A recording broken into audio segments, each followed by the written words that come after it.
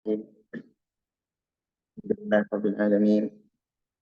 Wa nusalli wa nusallim ala al-mab'uthi rahmatan lil alamin Nabiina Muhammadin wa ala alihi wa ashabihi ajma'in, amma ba'd. Teman-teman yang kami hormati, insyaallah kita lanjutkan belajar bersama membaca surat Fussilat pada mula ayat yang ke-8 ya. Surat Fussilat 9 ya. Ya, ayat yang ke-9. Kita meminta kepada Allah SWT petunjuk untuk saya dan kita semua. Mudah-mudahan Allah berikan kita taufik untuk mengambil ilmu dan faedah-faedah daripada ayat-ayat yang akan kita baca, serta mudah-mudahan bisa menambah keimanan kita kepada Allah Subhanahu wa Ta'ala. Allah Subhanahu wa Ta'ala berfirman, surat Fussilat ya, ayat yang ke-9. Fussilat ayat yang ke-9.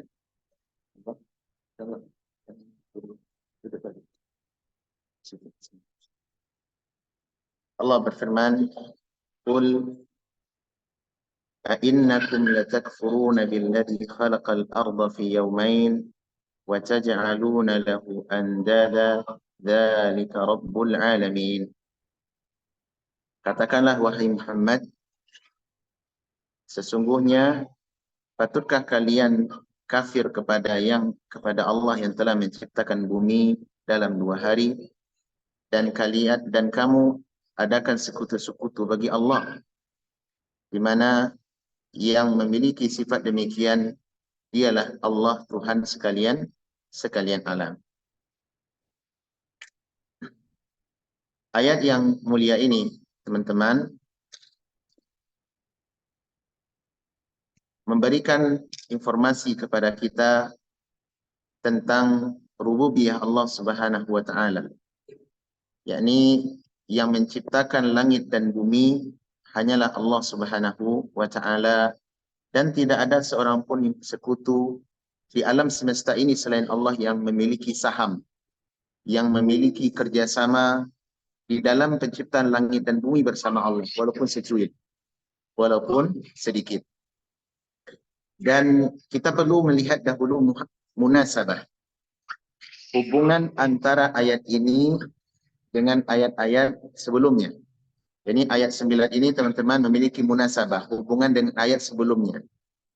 Pada ayat-ayat yang sebelumnya, Allah Subhanahu wa Ta'ala menjelaskan tentang pengingkaran orang-orang musyrik jahiliyah secara khusus, ya, orang-orang musyrik Arab secara khusus. Mereka mengingkari rububiyah Allah Subhanahu wa Ta'ala. Di antaranya yang mereka ingkari adalah mereka tidak beriman dengan adanya hari berbangkit. Ya, tidak beriman dengan adanya hari berbangkit. Mereka tidak beriman dengan rububiyah Allah Subhanahu wa Ta'ala yang maha mampu atas segala sesuatu.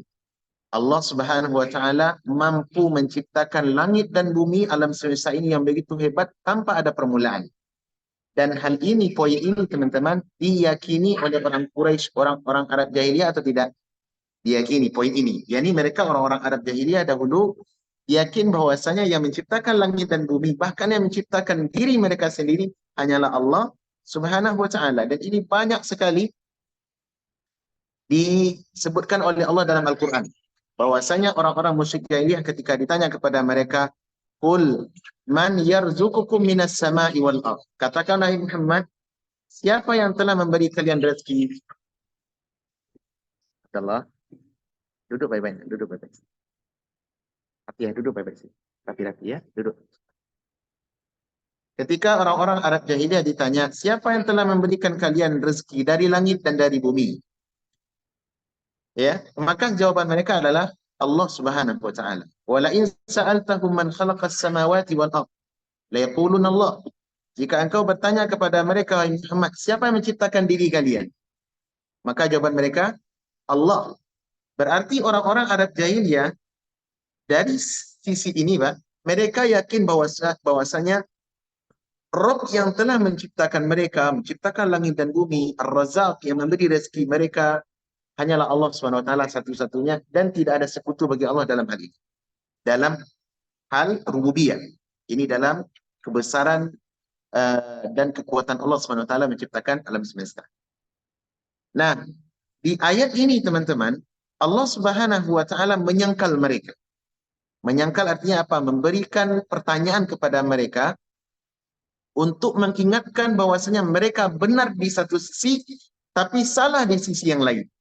Salah di sisi lain. Apa kebenaran mereka? Mereka benar bahwasanya yakin hanyalah Allah yang menciptakan semuanya tanpa ada yang memiliki sekutu bersama Allah dalam penciptaan, dalam perbuatannya, dalam rububiyahnya Allah.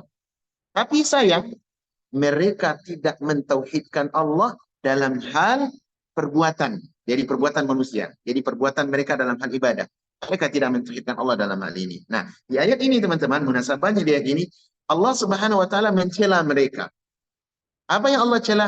Katakan dalam ayat, perhatikan, kul, katakan Nabi Muhammad. Kepada siapa? Kepada orang-orang Arab jahiliyah, kepada orang Quraisy, kepada Abu Lahab, kepada Abu Jahal, kepada Walid bin Mughirah, ya, kepada Uqbah bin Mu'aid, kepada kawan-kawan mereka. Apa yang masih mereka kata, yang dikatakan oleh Nabi Muhammad SAW? A'innakum latakfuruna billadhi khalaqal arda fi yawmain wa taj'aluna lahu andada. Apakah kalian kafir kepada Rabb yang telah menciptakan langit dan bumi dalam 2 hari? Dan di saat yang sama kalian menjadikan baginya, yakni bagi Allah, anda dan sekutu-sekutu yang banyak. Sekutu-sekutu yang banyak. Di sini, a'innakum, huruf Hamzah bermakna istifham. Hamzah di sini teman-teman adalah Hamzah istifham. Apa maksudnya? Hamzah istifham di sini, yakni adalah Hamzah yang bermakna istifham takrir. Yakni bertanya tapi untuk menetapkan. Bertanya tapi untuk menetapkan. Apa yang Allah ingin tetapkan? Kalian itu sebenarnya adalah kafir. Jadi dalil ini teman-teman berikan faedah kepada kita tentang bagaimana kafirnya orang-orang Arab jahiliyah. Walaupun mereka meyakini Allah adalah satu-satunya yang menciptakan, Al-Khaliq, yang memberi rezeki mereka, Ar-Razzaq, yang menguasai mereka, Al-Malik, Al-Mudabbir, yang mengatur urusan hidup mereka, langit dan bumi ini, Al-Mudabbir. Mereka tahu di sisi ini, tapi Allah tetapkan mereka masih kafir kepada Allah. Masih kafir. Kenapa? Tidak sempurna nilai keimanan sisi iman mereka. Sisi keimanan mereka. Nah, perhatikan, apakah kalian kafir kepada Zat atau Rabb yang telah menciptakan langit dan bumi dalam 2 masa, dalam dua hari. Nah, kita ambil faedah bahwasanya Allah Subhanahu wa taala menciptakan langit dan bumi, dan itu dimulai dari penciptaan bumi terlebih dahulu. Berdasarkan nas zahir ayat ini, Allah Subhanahu wa taala menciptakan bumi terlebih dahulu. Kata Al-Hafidz Ibnu Katsir, kenapa? Karena bumi dia sebagai pondasi, sebagai asas. Ya, sebagai asas, dan setelahnya baru dibangun dibangun saqaf. Apa itu saqaf? Payung. Bumi ini, Pak, dia sebagai dasar, sebagai asas, ya, pondasi, dan di atas bumi ada langit. Langit sebagai apa? Sebagai payung. Langit sebagai payung yang disaqaf dalam bahasa Arab, disebutkan dalam beberapa ayat. Ya, disebutkan dalam beberapa ayat. Allah ciptakan bumi ini dalam 2 hari. Dalam 2 hari ini maksudnya hari apa, Pak? Hari apa? Disebutkan oleh para ulama, ya, dan sebagaimana juga datang dalam nas yang sahih, bahwasanya Allah Subhanahu wa taala menciptakan bumi dalam 2 hari ini dimulai dari hari Ahad dan hari Senin. Karena Allah Subhanahu wa taala memulai ibtida'ul yaum, pemulaian hari itu dimulai dari hari Ahad. Ahad itu kan hari pertama, Pak.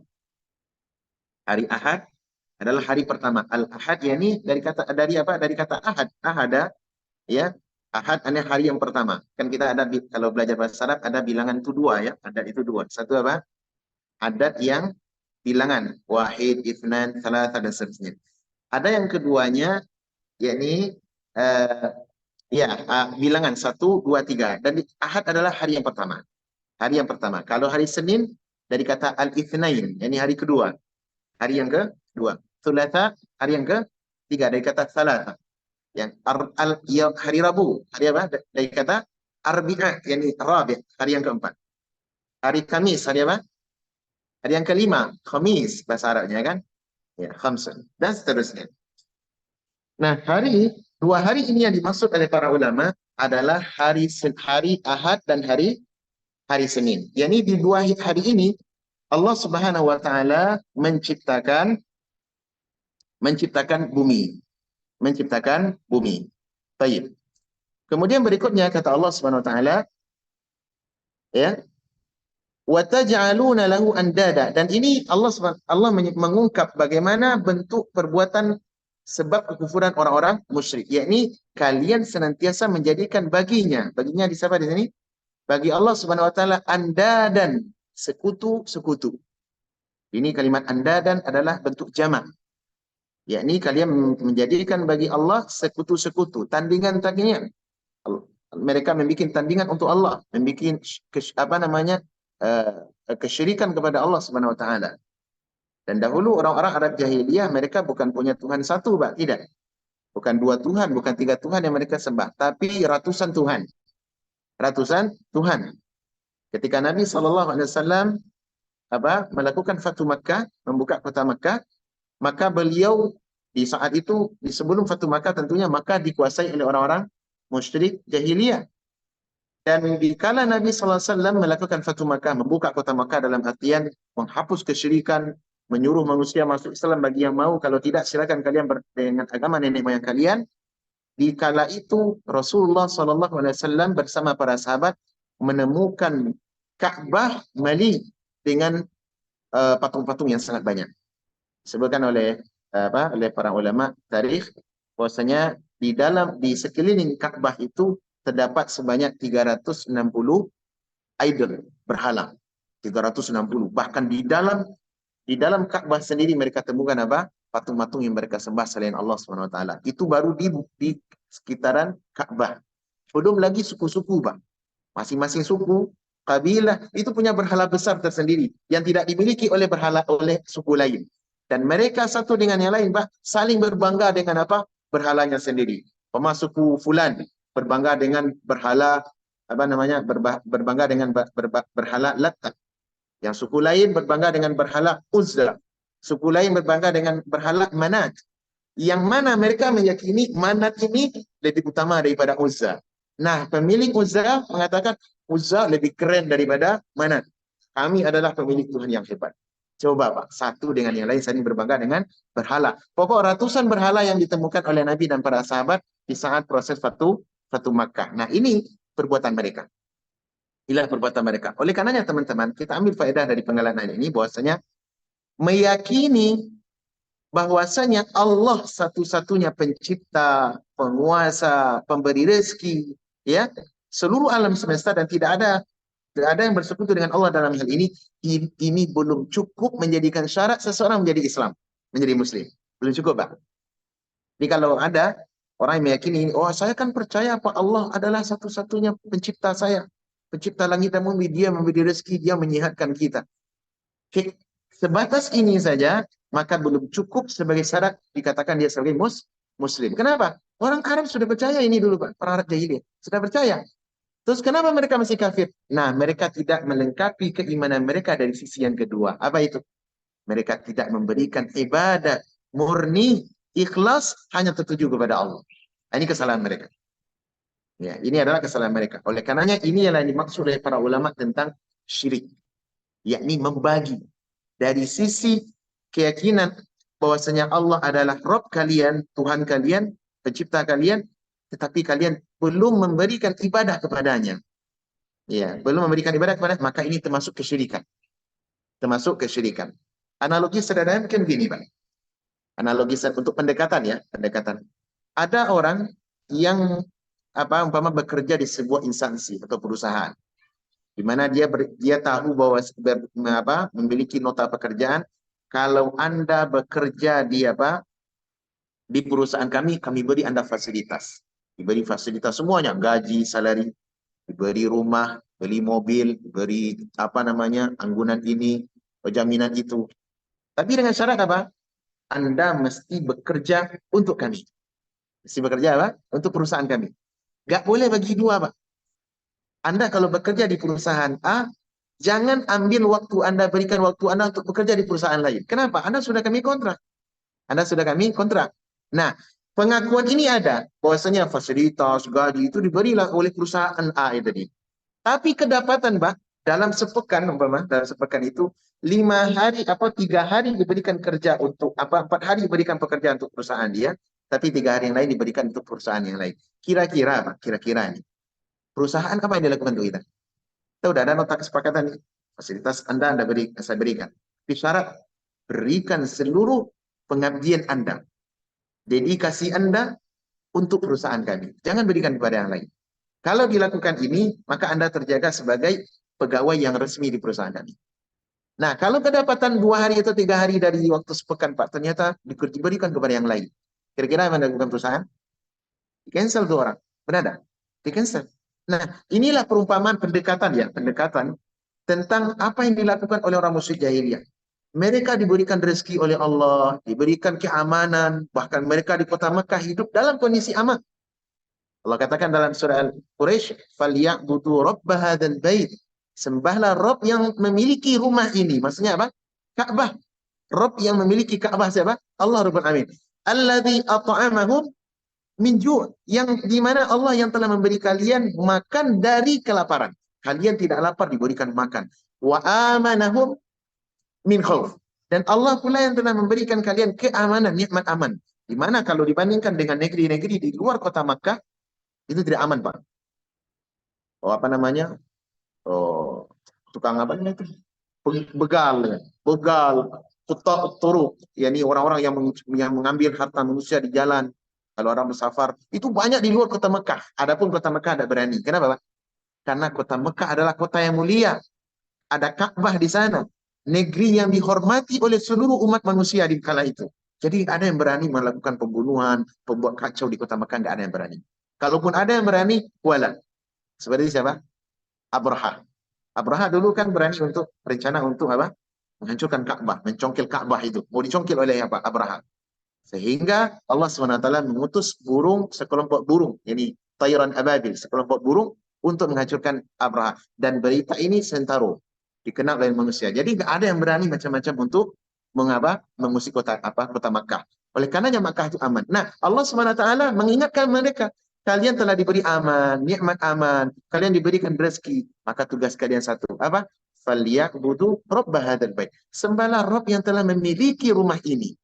Rabb yang memiliki rumah ini. Nah, oleh karenanya teman-teman, tidak cukup seseorang meyakini Allah Tuhan saya, Allah pencipta saya, tidak cukup.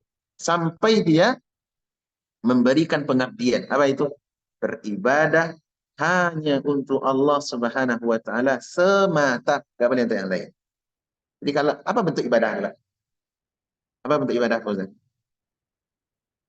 Banyak sekali. Ibadah itu banyak sekali. Kata Syekhul Islam Ibn Taimiyah, yang dikatakan ibadah adalah ismun likulli ma yuhibbullahu wa yarda. Yakni suatu nama ya atau aktivitas yang dicintai oleh Allah Subhanahu wa taala, zahiran wa batinan. Baik yang nampak ataupun yang tidak nampak. Yang nampak apa maksudnya, Pak? Seperti sholat, itu kan nampak, bergerak kita.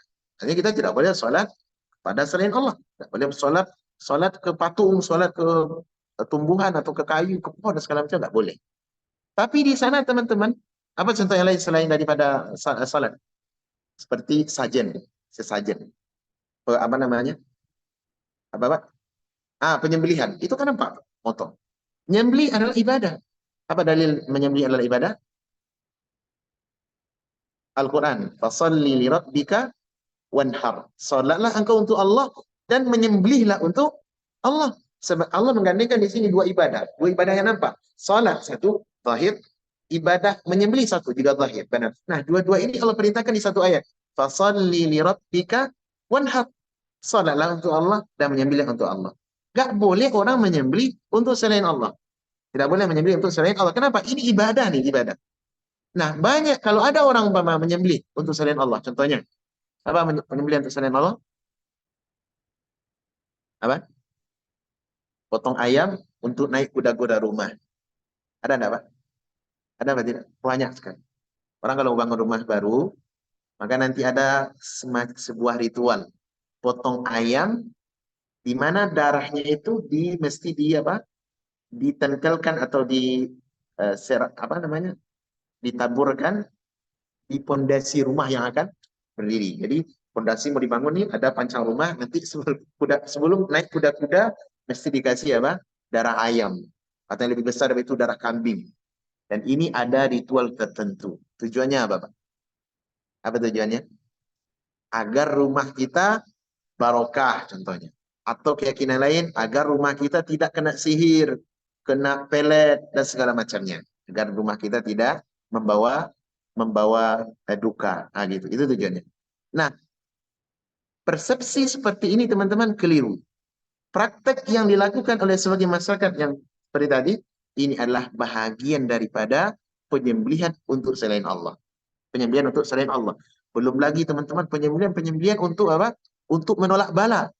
Ada penyembelihan potong kerbau di laut pantai biru, pantai selatan contohnya. Tujuannya apa? Agar penguasa laut, siapa penguasa lautnya? Hah? Nyai Fulana contohnya.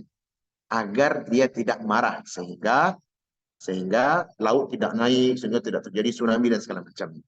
Atau contohnya potong kerbau di mana? Di hutan tertentu atau di pertanian tertentu biar subur dan berkah pertaniannya jadi. Ini bahagian daripada apa? Perbuatan ibadah yang harusnya diberikan untuk Allah Subhanahu wa taala. Kalau dipalingkan kepada selain Allah, jatuh kepada kesyirikan. Ini yang zahir. Yang batin apa contohnya, Pak? Yang batin apa? Keyakinan. Keyakinan ini bagian dari ibadah, teman-teman. Bukan hanya zahir saja, tidak. Keyakinan bagian daripada ibadah. Apa itu? Meyakini satu-satunya yang bisa memberikan manfaat dan mudarat di muka langit dan di bumi hanya Allah, ibadah. Ibadah atau tidak? Ibadah. Kalau ibadah keyakinan ini dipalingkan kepada selain Allah, apa contohnya? Ada orang yang meyakini, apa contoh yang lain, Pak? Yang meyakini selain Allah bisa mendatangkan manfaat dan mudarat. Apa contohnya? Ada apa tidak? Apa, Pak? Baik. Meyakini ada orang tertentu, manusia tertentu, baik yang masih hidup atau apalagi yang sudah mati, bisa mendatangkan manfaat dan mudarat yang hanya bisa dilakukan oleh Allah Subhanahu wa taala. Ada apa tidak? Ada. Keyakinan seperti ini sangat banyak. Iya, keyakinan seperti ini sangat banyak. Atau contoh yang lain, ada orang yang meyakini benda tertentu, dia benda biasa, tapi bisa memberikan manfaat dan menolak mudarat. Contohnya ada kalung, dalamnya ditaruh kain sama biji timah. Biji apa namanya? Ya, semacam timah lah. Atau platinum atau apa misalnya. Kemudian ditaruh dalamnya ada raja-raja tertentu. Pasang di sini. Apa tujuannya, Pak? Agar tidak gampang sakit. Kalau anak muda bisa terlihat tampan. Nah, gitu. Kalau anak-anak ditaruh di pinggang atau di mana, biar tidak kena pelasik. Tahu pelasik, Pak? Pelasik itu semacam penyakit inilah. Penyakit apa gitu ya. Agar tidak bisa, agar tidak terkena itu. Nah, kalau umpama di kedai, biar kedainya laris. Jadi keyakinan seperti ini dicampur bisa mendatangkan manfaat dan bisa menolak mudarat. Bisa mendatangkan jodoh. Kalau selama ini cinta ditolak terus, lamaran ditolak terus, pakai apa namanya kalung ini, kalung si nyonyong namanya, kalung si nyonyong. Tujuannya apa? Bisa agar lamaran kita kalau sudah disampaikan ke calon mertua diterima, tidak ditolak lagi. Keyakinan seperti ini, Pak, adalah bahagian daripada ibadah yang harusnya kita berikan kepada Allah. Di mana kita boleh meyakini kalau Allah yang menjelaskannya, memerintahkannya. Tapi kalau tidak ada keterangan daripada Allah dan Rasul, tidak boleh kita yakini apa-apa. Cincin, yakinilah dia apa? Pandanglah dia sebagai cincin sebagai untuk perhiasan. Contoh seorang pakai cincin besi atau cincin dari batu akik. Boleh apa tidak, Pak? Boleh. Boleh pakai cincin dari batu akik. Tapi kalau umpama diyakini cincin ini bisa memberikan aura ketampanan bagi yang memakainya atau memberi pelaris bagi kedai dan jualannya, ya, atau bisa menolak mudarat dan meraih manfaat yang lain, maka dia jatuh kepada kesyirikan. Oleh karena Nabi SAW pernah mengatakan, man allaqa tamimah faqad asyrak. Siapa yang menggantungkan sesuatu di badannya, tamimah, semacam jimat, tahu jimat ya? Tahu jimat? Apa jimat, Bang Andre? Amal Z, apa itu? Apa bahasa Inggris azimat, Pak? Azimat. Azimat ya. Azimat. Enggak tahu ya. Azimah, azimah yang itu yang dipasang. Apa bahasa ya? Hah? Ya, azimat itu umum sifatnya. Untuk misik-misik, untuk misik itu lah. Ya. Azimat itu muncul tidak harus cincin, Bang. Apa saja. Umpama seseorang memiliki apa saja, Bang. Kalau diyakini sesuatu yang tidak pada porsinya jatuh pada azimat. Tidak harus cincin, baik itu cincin, kalung, apa namanya, gelang, ya, atau macam-macam raja, itu bisa menjadi apa? Menjadi kesyirikan. Kalau diyakini bukan pada porsinya. Itu azimat namanya, Bang. Iya. Contoh gini, ada bawang putih, tahu bawang putih? Bawang putih itu apa manfaatnya? Hah? Untuk masakan atau untuk kesehatan. Ada penelitian bawang putih itu kalau dimakan bermanfaat untuk kesehatan kita, dimakan mentah gitu ya kan. Kalau umpama benar sesuai dengan penelitian labor, maka ini boleh. Tapi kalau ada orang memakai bawang putih, tujuannya bukan untuk itu, bukan untuk porsinya. Ditaruh umpama di baju anak, taruh dalam kantong. Tujuannya apa, Pak? Biar mengusir apa? Setan. Ada enggak nas tentang itu? Enggak ada. Maka menggunakan sesuatu yang bukan pada porsinya jatuh kepada keyakinan yang keliru. Keyakinan yang keliru. Orang kalau minum obat, Pak, obat apa namanya? Panadol. Panadol itu bagaimana cara memfungsikannya? Diminum kan? Coba kalau orang taruh Panadol, beli 3 pak, taruh di sini, Pak, sebagai kalung. Kira-kira gimana? Hah? Taruh. Ada manfaat? Berarti apa? Menggunakan sesuatu bukan pada porsinya. Jatuh kepada batinah. Keyakinan secara batin. Dan ini pun keliru di dalam agama.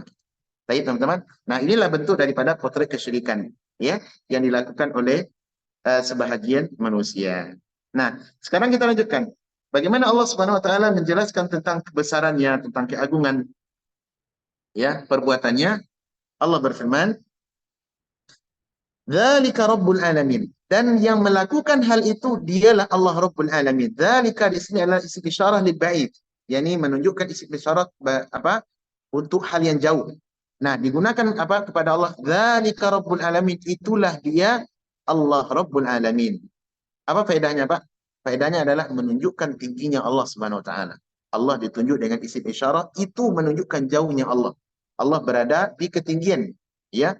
Bagaimana ketinggian Allah dalam sifatnya, dalam perbuatannya dan zatnya. Ya, Allah berada di ketinggian. Sebagaimana firman Allah juga tentang Al-Qur'an. Allah berfirman, Alif Lam Mim, dzalikal kitabu la raiba fi. Alif Lam Mim itulah Alkitab. Alkitab maksudnya adalah Al-Quran. Kenapa Allah menggunakan dzalik, kata tunjuk isim secara jauh? Kenapa tidak ini? Hadzal kitab. Inilah Al-Quran. Untuk apa?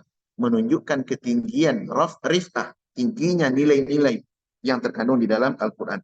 Rabbul Alamin, yakni Rabb yang Tuhan semesta alam. Apa makna Rabb, teman-teman? Makna Rabb ada 3. Satu adalah Al-Khaliq. Dialah yang menciptakan alamin, alam semesta ini. Dialah yang menciptakan alam semesta ini. Al-Khaliq. Yang kedua makna Rabb adalah Al-Malik, pemilik. Bagus. Santu. Pemilik. Yani dialah Allah mencipta dan dia yang menguasai, yang memiliki. Dia yang memiliki. Yang ketiga adalah Al-Mudabbir, ya, dan dia yang menguasai, mengatur segala sesuatu itu. Dan ini tidak dimiliki kecuali oleh Allah Subhanahu wa taala. Dia pencipta, dia penguasa, dan dia yang mengendalikan, dia yang mengatur segala sesuatu. Alamin adalah jamak daripada alam, yakni alam semesta ini, di langit dan di bumi. Artinya apa? Allah lah pemilik alam semesta ini. Rabb manusia, Rabb para malaikat, Rabb para jin, Rabbnya makhluk-makhluk yang menata. Semua Rabbnya yang menciptakannya, yang mengaturnya, dan yang memilikinya, penguasanya adalah Allah Subhanahu wa ta'ala. Dan kita bagian daripada alam itu. Wa nahnu ya min dzalika al-alam. Baik. Kemudian berikutnya kata Allah Subhanahu wa ta'ala, وَجَعَلَ فِيهَا رَوَاسِيَ مِنْ فَوْقِهَا وَبَارَكَ فِيهَا وَقَدَّرَ فِيهَا أَقْوَاتَهَا فِي 4 أَيَّامٍ سَوَاءً لِلسَّائِلِينَ. Dan dialah Allah yang telah menciptakan bumi itu, di bumi itu ada rawasi. Apa itu rawasi? Apa makna rawasi? Rawasi kata para ulama adalah jiban, gunung-gunung. Allah Subhanahu wa taala ciptakan bumi ini dalam 2 hari. Nah, di masa 2 hari itu Apa yang Allah lakukan? Di antaranya adalah Allah menciptakan wa ja'ala fiha. Allah menjadikan di muka bumi itu ada rawasiya min fawqiha. Ada terdapat gunung-gunung yang kokoh di atasnya. Jadi bumi dan Allah pancangkan di atasnya rawasi, yakni jibal, gunung-gunung. Ya, Allah ciptakan gunung-gunung. Apa tujuan gunung diciptakan? Tentu banyak, ya. Tentu banyak manfaatnya. Di antara manfaat yang bisa kita lihat adalah gunung itu sebagai apa? Autad, sebagai pasak. Ya, wal jibala autada sebagai pasak. Yakni gunung ini terlihat di atas, tetapi di bawahnya juga ada akar. Di dalam bumi ini, Pak, ya gunung dan ke bawahnya juga ada akar daripada apa namanya daripada bukit atau gunung itu. Dan bahkan bisa jadi akarnya lebih besar, lebih dalam ke bawah, lebih panjang ke bawah dibandingkan yang menjulang ke atas. Apa tujuannya? Tujuannya kata para ulama adalah sebagai pasak agar bumi itu stabil. Itu tujuannya. Agar bumi menjadi apa? Menjadi stabil. Coba andaikan gunung tidak ada, maka bumi ini akan mudah berapa? Mudah bergoyang, mudah bergoncang. Tetapi dengan adanya gunung, justru perjalanan apa bumi menjadi apa? Menjadi stabil. Baik. Wal arda ya wal jibala autada. Yani gunung sebagai pasak. Kemudian berikutnya kata Allah, wa baraka fiha. Dan Allah berkahi apa? Allah memberkahinya, yakni memberkahi penciptaan bumi itu. Memberkahi apa? Penciptaan bumi itu. Diciptakan adanya gunung di apa? Di muka bumi, ya. Allah ciptakan bumi dan di dalamnya ada Allah ciptakan keberkahan. Apa maksud keberkahan di situ di sini, teman-teman? Apa maksud keberkahan? Yakni di dalam penciptaannya ya Allah Subhanahu wa taala meletakkan banyak kebaikan, banyak keberkahan. Yani keberkahan gunung. Gunung itu membawa apa namanya? Manfaat-manfaat yang bisa nampak kita cerna dan bisa ada hal yang tidak kita cerna. Kalau tadi gunung diciptakan sebagai pasak untuk mengatur kestabilan apa bumi, kemudian manfaat gunung yang lain. Apa manfaat gunung yang lain bisa kita ketahui? Hah? Apa hubungan antara gunung atau bukit dengan angin? Ada enggak hubungannya? Ada enggak? Hah? Ada gunung manfaatnya kan? Yani Allah Subhanahu wa taala menjadikan bukit atau gunung dengan apa? Untuk menjadikan angin ya agar apa namanya untuk menghambat apa namanya menghambat perjalanan angin yang begitu kencang. Dengan adanya gunung maka angin bisa menjadi stabil.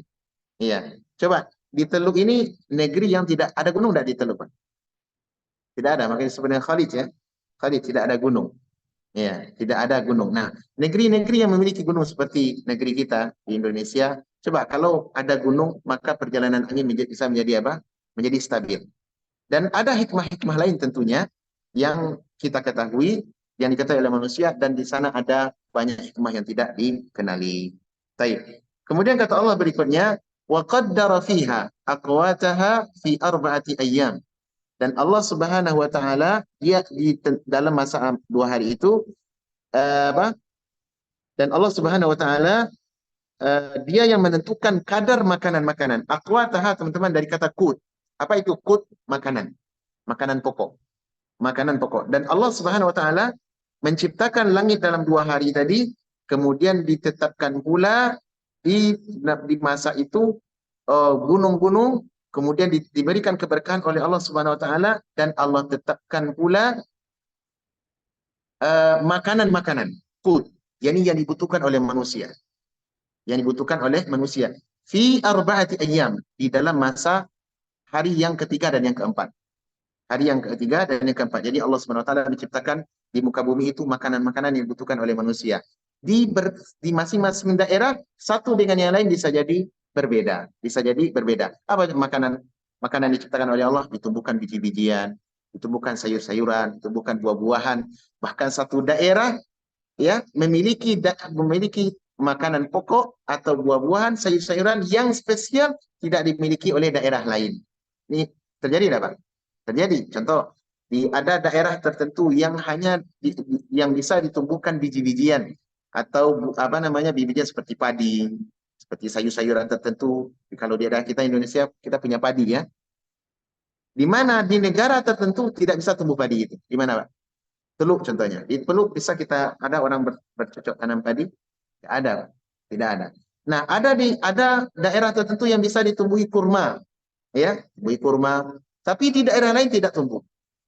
Seperti di Arab, di negara-negara yang panas, ya, negara-negara teluk bisa tumbuh kurma. Tapi di Indonesia sulit untuk tumbuh kurma. Atau ada buah-buahan yang lain yang bisa ditumbuhi di negara tertentu dan tidak bisa ditumbuhi di negara lain. Apa contohnya, Pak? Seperti buah zaitun, buah tin. Itu tumbuhnya di mana? Di Syam. Bisa nggak tumbuh di negara teluk? Nggak ada. Pernah teman-teman lihat di negara Arab ini, baik itu Saudi atau apa, yang buah pohon zaitun sama buah pohon tin. Ada enggak? Nggak ada, Pak. Nah, ada. Sekarang bisa. Ah, baik. Normalinya sebelumnya tidak pernah ada. Karena yang namanya zaitun dan tin itu tumbuhnya di negeri Syam. Ya, karena iklim yang cocok itu. Nah, demikianlah seterusnya. Artinya Allah Subhanahu wa taala menciptakan bumi di dalam 2 hari, dan di dalam 2 hari berikutnya Allah sempurnakan penciptaan bumi itu sehingga prosesnya menjadi 4 hari. Menjadi 4 hari, ya. Dan 2 hari berikutnya Allah Subhanahu wa taala ciptakan makanan-makanan, kebutuhan-kebutuhan manusia, ya, baik dari bentuk apa? Dari bentuk makanan pokok. Baik. Kemudian berikutnya kata Allah Subhanahu wa taala, sawa fi arba'ati ayyam sawa'an lisailin. Yani dalam masa 4 hari bagi orang-orang yang bertanya. Apa maksud ayat ini, Pak? Kata para ulama, yakni 4 hari itu adalah 2 hari penciptaan langit dan penciptaan bumi, dan 2 hari masa dekorasinya yang dibutuhkan dari manusia. Jadi terhitung daripada 4 hari. Kata Imam Mujahid atau Imam Qatadah, ya, kata beliau, khalaqa fiha anharan wa ashjaraha wa dawabaha fi yaumain. Yani Allah Subhanahu wa taala setelah menciptakan langit bumi 2 hari, dan 2 hari berikutnya, tadi hari apa? Hari Ahad dan hari Senin penciptaan bumi. Kemudian 2 hari berikutnya sehingga lengkap 4 hari, ini hari Selasa dan hari Rabu. Kata Imam Mujahid, yani khalaqa fiha anharan wa ashjaraha. Allah menciptakan dalam masa 2 hari itu sungai-sungai, Allah ciptakan pohon-pohonan, sayur-sayuran, tumbuh-tumbuhan, wadawabuha, dan Allah ciptakan pula binatang-binatang ternak yang layak untuk dikonsumsi oleh manusia. Ini dalam masa 2 hari. Ini fi yaumits tsulatsa wal arbi'a. Pada hari Selasa dan hari Rabu. Lengkap berapa, Pak? 4 hari. Kemudian kata Allah berikutnya, sawa'al lisailin, sebagai jawaban, penjelasan bagi orang-orang yang mau bertanya. Bertanya tujuannya adalah untuk mencari ilmu. Pertanyaan untuk mencari ilmu. Karena ada orang bertanya tidak mencari ilmu. Bertanya untuk apa? Untuk iseng. Nah, ini adalah jawaban pernyataan untuk orang-orang musyrik Mekah jahiliyah, sebagai penjelasan bahwasanya Allah lah yang telah menciptakan langit dan bumi. Allah menciptakan bumi dalam 2 hari, dan Allah hiasi, Allah lengkapi kebutuhan-kebutuhan yang ada di bumi itu dalam 2 hari pula, menjadi 4 hari. Menjadi 4 hari sebagai jawaban untuk kalian, wahai orang musyrik jahiliyah. Kemudian berikut kata Allah Subhanahu wa taala, "Tsumma stawa ila sama wa hiya dukhan." Dan kemudian Allah Subhanahu wa taala menuju langit sementara langit itu masih dalam keadaan dukhan. Dukhan adalah bukhar, yakni asap, masih dalam bentuk kabut asap, ya, masih bentuk kabut asap. Faqala laha, dan Allah berfirman kepada kepada langit, ya, dan juga Allah berfirman kepada bumi. Faqala laha walil ardi, Allah berfirman kepada bumi dan langit, ya, i'tiya tau'an aw karha. Hendaklah kalian datang, ya, datanglah kalian keduanya sesuai dengan perintahku. Ya, sesuai dengan perintahku, tau'an aw karha, baik dalam keadaan kalian sukarela ataupun dalam keadaan kalian terpaksa. Ya, dalam keadaan terpaksa. Apa maksud ayat ini, teman-teman? Yani Allah Subhanahu wa taala setelah menciptakan langit, ya, kondisi langit masih dalam keadaan bukhar, masih dalam keadaan kabut, diciptakan oleh Allah Subhanahu wa taala. Jadi awalnya dahulu langit itu masih dalam kondisi kabut saja. Belum dalam keadaan tersusun rapi yang megah sebagaimana yang kita ketahui, ya. Dan ada yang mengatakan wallahu alam, kabut itu berasal daripada sungai yang ada di bawah arasy. Karena bumi itu, teman-teman, langit dan bumi diciptakan jauh oleh Allah Subhanahu wa taala, sementara sebelumnya telah diciptakan makhluk yang besar. Apa itu? Arasy. Sebagaimana firman Allah dalam surat Hud, wa kana arsyuhu 'alal ma, di mana arasy Allah berada di atas air.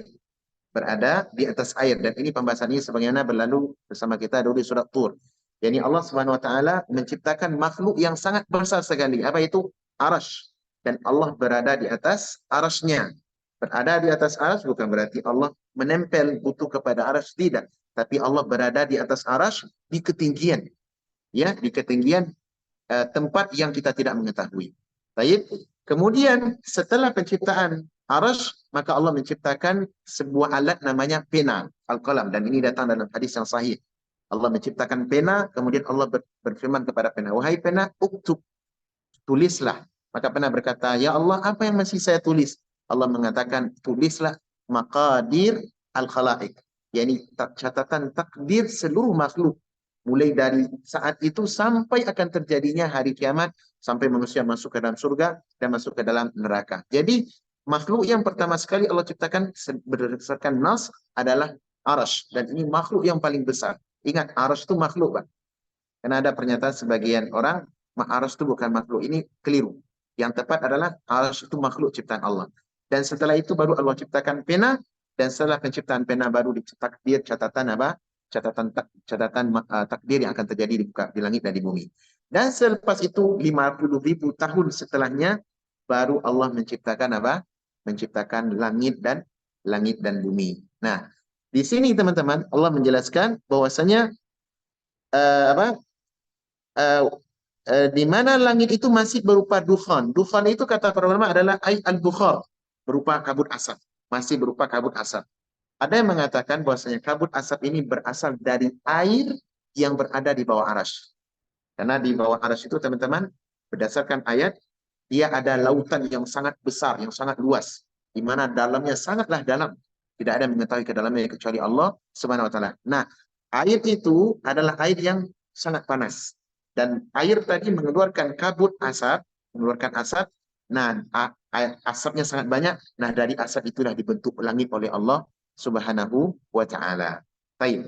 Kemudian kata Allah, setelah penciptaan langit dan bumi tadi sempurna, ya, dalam apa namanya? Masih dalam kondisi kabut asap, maka Allah mengatakan kepada langit dan bumi tadi.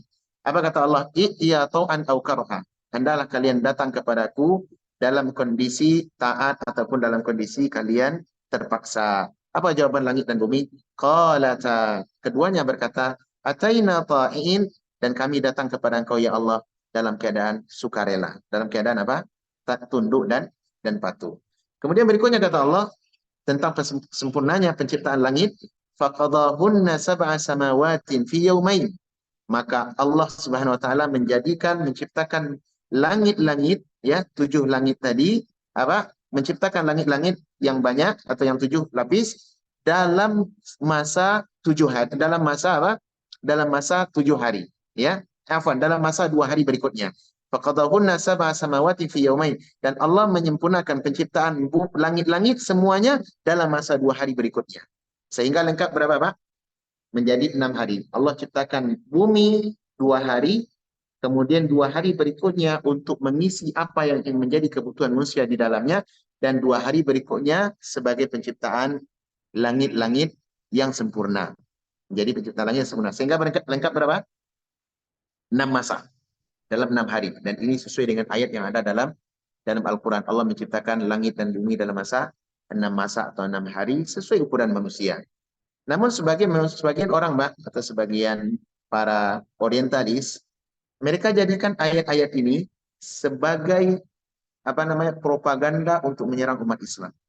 Seakan-akan Allah antara satu ayat dengan ayat yang lain ada kontradiksi. Di ayat yang lain Allah Subhanahu wa taala menjelaskan tentang penciptaan langit dan bumi itu dalam 6 hari. Kalau di ayat ini mereka katakan Allah menciptakan langit dan bumi itu dalam lebih dari 6 hari. Coba ayat tadi, ada di ayat yang pertama Allah katakan apa tadi? Allah ciptakan bumi 2 hari.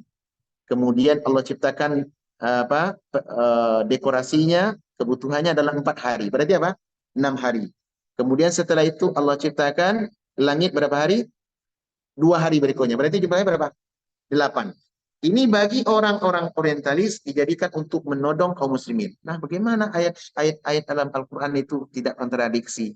Satu ayat menjelaskan tentang penciptaan langit dalam 6 masa, tapi di sisi lain Allah menyebut di ayat ini menyebutkan 8 hari. Nah, kita katakan bahwasanya maksud ayat ini bukan dalam angka tambahan, tidak. Fi arba'ati ayyam adalah 2 hari pelengkap berikutnya dengan 2 hari sebelum sehingga menjadi 4. 2 hari langit dan penciptaan bumi. Kemudian setelah itu Allah Subhanahu wa taala dekorasi 2 hari lagi menjadi 4 hari. Dan penciptaan langit dalam ayat ini terdapat 2 hari pula. Sehingga lengkap menjadi berapa? 6 hari. Oleh karena kata para ulama adalah 4 hari itu adalah fi tatimmati arba'ati ayyam, untuk penyempurnaannya 4 hari. Paham teman-teman? Sehingga lengkap menjadi 6 hari. Kontradiksi apa tidak? Tidak kontradiksi. Kemudian berikutnya kata Allah Subhanahu wa taala, ya. Allah Subhanahu wa taala berfirman kepada langit dan bumi, datanglah kalian dalam keadaan taat ataupun dalam keadaan terpaksa. Maka langit dan bumi adalah makhluk yang patuh kepada Allah. Mereka mengatakan, "Ataina ta'in," dan kami datang kepada Engkau ya Allah dalam keadaan patuh, ya. Kemudian berikutnya kata Allah Subhanahu wa taala, ya,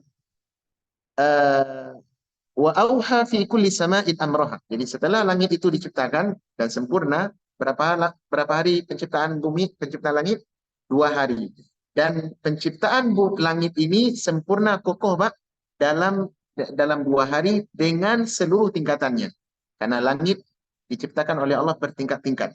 Ada 7 lapis langit diciptakan oleh Allah Subhanahu wa taala dalam 2 hari. Dan Allah mewahyukan kepada setiap langit sesuai dengan perintahnya. Apa maksudnya? Kata para ulama, yakni langit-langit itu diberikan ilham kepada mereka. Apa yang mesti mereka, apa yang takdir yang mesti berlaku atas langit itu. Ya, sesuai dengan apa? Dengan kehendak Allah Subhanahu wa taala. Karena di langit adalah alam yang khusus untuk makhluk berupa para malaikat. Malaikat di mana tempatnya? Di langit. Dan ini takdir yang berlaku untuk apa? Untuk langit itu. Kemudian kata Allah, wa zayyana as-samaa'a ad-dunya bimasabiha wa hifdha. Dan lalu kami dan Allah SWT menghiasi satu langit, yakni langit dunia, bimasabih, dengan lampu-lampu. Maksudnya masabih di sini apa? Yakni an-nujum, bintang-bintang. Allah hiasi langit yang paling bawah, langit dunia yang nampak oleh kita ini dengan adanya bintang-bintang. Wa hifdhan, dan Allah jadikan penjaga. Allah jadikan penjaga. Apa maksud penjagaan di sini? Yakni bintang-bintang sebagai penjaga daripada langit. Karena apa maksudnya, Pak? Karena ada syaitan atau jin, mereka biasa melakukan pencurian informasi kabar langit. Dan ini sebagaimana datang dalam hadis. Syaitan itu mereka akan bersatu padu, naik satu dengan yang lain sampai mendekati langit dunia. Kemudian mereka akan mencuri informasi-informasi langit, apa yang akan terjadi di masa depan, sebagaimana datang dalam hadis Allah Subhanahu wa taala kalau mau melakukan sesuatu, maka Allah berfirman dengan suara yang didengar oleh para malaikat. Nah, iblis, jin atau syaitan, mereka akan mendengar informasi itu. Sehingga nanti kalau sudah dapat satu informasi kejadian yang akan terjadi di masa depan, mereka segera turun dan mengabarkan kepada para dukun, kepada para kuhan. Apa mereka kabarkan? Akan terjadi kejadian ini, kejadian itu, si fulan akan meninggal, akan terjadi ini. Sehingga informasi itu diambil oleh para dukun dan disebarkan kepada manusia. Nah, informasi itu yang dapat satu. Ya, yang didapat satu, sehingga manusia kalau sudah tahu, oh benar ya, pas kejadiannya mereka mengatakan benar yang dikatakan Mbah Dukun. Berarti apa? Terjadilah keyakinan bahwasanya Mbah Dukun mengetahui perkara yang terjadi. Ini perkara gaib. Perkara gaib. Nah, padahal informasi itu didapat dari siapa? Dari setan atau dari jin. Satu berita informasi, namun para dukun mau melakukan 99 kedustaan. Ya, 99 kedustaan. Dan ini terjadi, Pak, dalam kehidupan. Tambah banyak para dukun-dukun tertentu, mereka bisa menebak informasi tertentu, dan itu sesuai dengan fakta kejadian. Tetapi di saat yang sama dia justru melakukan puluhan kedustaan untuk Untuk masyarakat. Baik. Kemudian kata Allah berikutnya, dzalika taqdirul azizil alim, dan Allah Subhanahu wa taala ialah yang Maha Perkasa lagi Maha Mengetahui, ya. Allah Subhanahu wa taala Maha Perkasa, ya, kemudian Maha Mengetahui atas segala sesuatu. Ya, ini kemudian satu lagi tentang bintang tadi, teman-teman. Maksudnya bintang sebagai penjaga adalah, jadi kalau jin atau syaitan sudah mau mencuri kabar langit, maka Allah Subhanahu wa taala menjadikan bintang itu sebagai alat pelempar. Dijadikan bintang sebagai alat pelempar sehingga melempar jin-jin atau syaitan-syaitan yang mau mencuri kabar langit. Inilah secara ringkas maksud daripada ayat-ayat ini, dan di antara faedah ayat yang bisa kita ambil, pelajaran yang bisa kita ambil teman-teman, pertama adalah perbuatan ya kekufuran kepada Allah Subhanahu wa taala adalah merupakan dosa yang sangat besar. Ini pelajaran pertama. Kemudian yang kedua, menjelaskan tentang bagaimana kebesaran Allah Subhanahu wa taala dalam menciptakan langit dan bumi dengan proses. Dengan proses, yakni ada proses waktu yang dibutuhkan. Proses waktu yang dibutuhkan. Kalau ada pertanyaan, mampu tidak Allah Subhanahu wa taala menciptakan langit dan bumi bukan dalam satu hari? Mampu dapat? Mampu. Terus pertanyaannya, kenapa Allah Subhanahu wa taala menciptakan dalam masa yang ditentukan? Apa tujuannya? Untuk hikmah yang besar. Allah ingin mengajarkan kepada manusia atau kepada para malaikat bahwasanya segala sesuatu itu membutuhkan proses. Ada proses yang dibutuhkan. Ya, ada proses yang dibutuhkan agar menjadi pelajaran, agar memperlihatkan kepada para malaikat, kepada manusia bagaimana kebesaran Allah Subhanahu wa taala dalam penciptaan langit dan bumi. Ya. Sehingga menjadi apa? Menjadi pelajaran bagi para malaikat dan juga pelajaran bagi manusia. Baik. Kemudian pelajaran berikutnya teman-teman, yaitu tidak adanya kontradiksi antara satu ayat dengan ayat yang lain. Jadi walaupun ayat ini seakan-akan menjelaskan tentang 8 hari, tetapi sejatinya adalah menjelaskan tentang proses bahwasanya langit dan bumi, bumi diciptakan 2 hari, kemudian apa yang harus diisi di dalamnya diciptakan 2 hari, kemudian langit diciptakan dalam masa 2 hari sehingga lengkaplah menjadi 6 hari atau 6 masa. Ya, wallahu taala alam. Ini ringkaskan daripada penjelasan tentang ayat-ayat yang sudah kita baca. Kalau ada tanya jawab kami persilahkan. Silakan, ada pertanyaan tentang ayat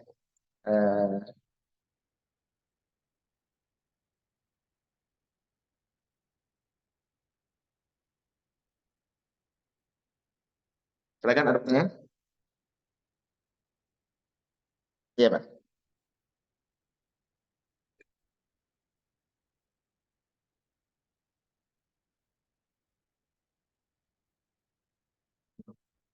Oh ya, benar. Pernyataan itu benar. Bahwasanya kejadian yang ada pernah bahwasanya para syaitan atau para jin bisa mencuri kabar langit itu terjadi sebelum masa Nabi SAW diutus. Adapun Nabi SAW setelah beliau diutus maka tidak berlaku lagi hal itu. Dan ini sebagaimana ayat dalam surat Al-Jin. Allah berfirman, wa anna kunna naq'udu minha maqa'ida lis-sam. Dahulu kami, ini kata kunna menunjukkan fi'il madhi ya, masa lampau. Dahulu kami bisa mendengarkan informasi-informasi langit ya. Faman yastami'il ana yajid lahu shihaban rasada. Tapi sekarang kami kalau ingin mencoba lagi mendengarkan informasi langit, ada syihab, yakni syihab itu semacam bola api yang berasal dari bintang-bintang yang datang siap untuk melempar syaitan itu. Nah, ini dalil menunjukkan bahwasanya langit itu dijaga, dan penjagaan itu terjadi sangat ketat setelah Nabi SAW diutus. Adapun sebelum Nabi SAW diutus, biasa mereka bertengger sampai ke langit dan mereka mencuri informasi langit. Wallahu a'lam.